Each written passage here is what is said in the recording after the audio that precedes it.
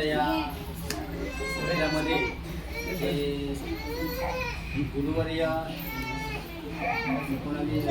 2019 मध्ये जे आपल्याला लाभले ते आतापर्यंत त्यांनी जी त्यांच्या शैक्षणिक सेवा ही आपल्या एवढ्या अवघड भागामध्ये पार पाडली.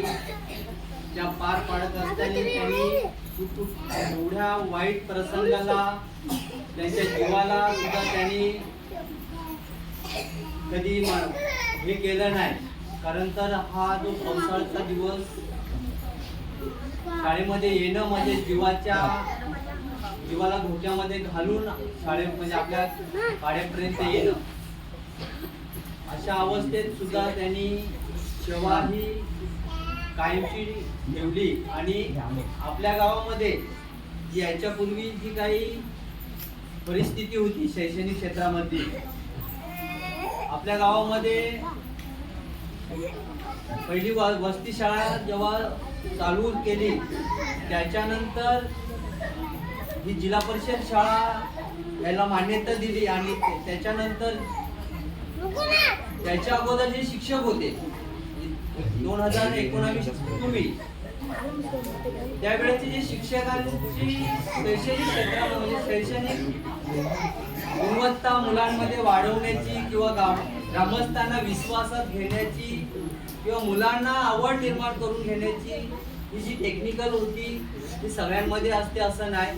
परंतु खरंच आपल्या भागामध्ये मुलं शिकावेत, आपल्या गोरगरीब जंगलामध्ये राहणारे मुलं म्हणजे पाल्य शिकले पाहिजेत, हा आपला कटाक्ष असतोच. परंतु ह्या शिक्षकांचा सर्वात जास्ती वाटा आहे आणि त्यांनी तो निभावलेला आहे. याच्या अगोदर दिनेशनी सांगितलं का सारथी सरांच्या वेळेस 17 तर पूर्ण पट होता, परंतु उपस्थितीत 7 ते 5 मुलं राहायचे.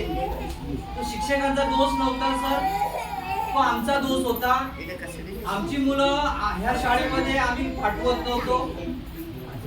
शिक्षक त्यांचा प्रत्येक आपण शिक्षकाला दोष देऊ शकत नाही, गुरु तो गुरु असतो. परंतु मुलांना शिकवून घेण्याची तयारी ही पालकांची असायला पाहिजे, ती त्यावेळेस नव्हती.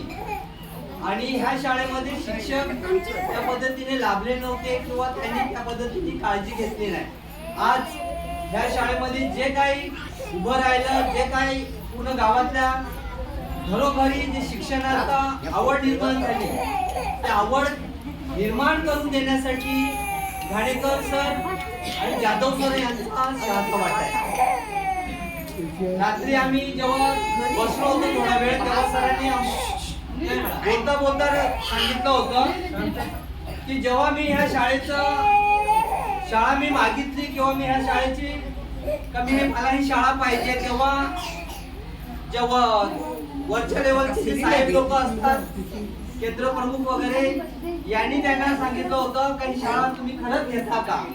तर त्यांनी सांगितलं का तर आपल्यामध्ये म्हणजे आपल्याकडे बघण्याचा दृष्टिकोन हा आहे, आज पण आहे आणि तेव्हा पण होता.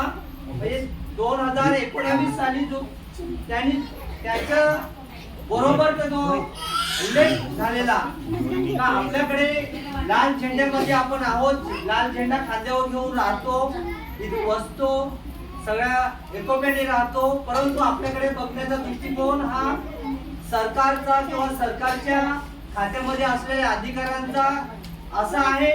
सरांना सांगितलं होतं का ते लोक नक्षलवादी आहेत. नक्षलवादी म्हणजे डायरेक्ट इनडायरेक्ट अटॅक करणारे लोक आहेत. त्यांच्या मनाच्या विरोधात एखाद्या गोष्टी घडल्या तर त्या माणसाला ते जीवे मार करतायत. जसं आपला सरांनी हा उल्लेख केला होता रात्री की 1992 मध्ये जो लढा झाला होता तो आपल्याला उठवण्याचा केला होता, परंतु त्यांना सांगितलं होतं का हे लोक नक्षलवादी आहेत. त्यांच्या मनाच्या विरोधात एखादी गोष्ट घडली तर समोरचा कोण व्यक्ती आहे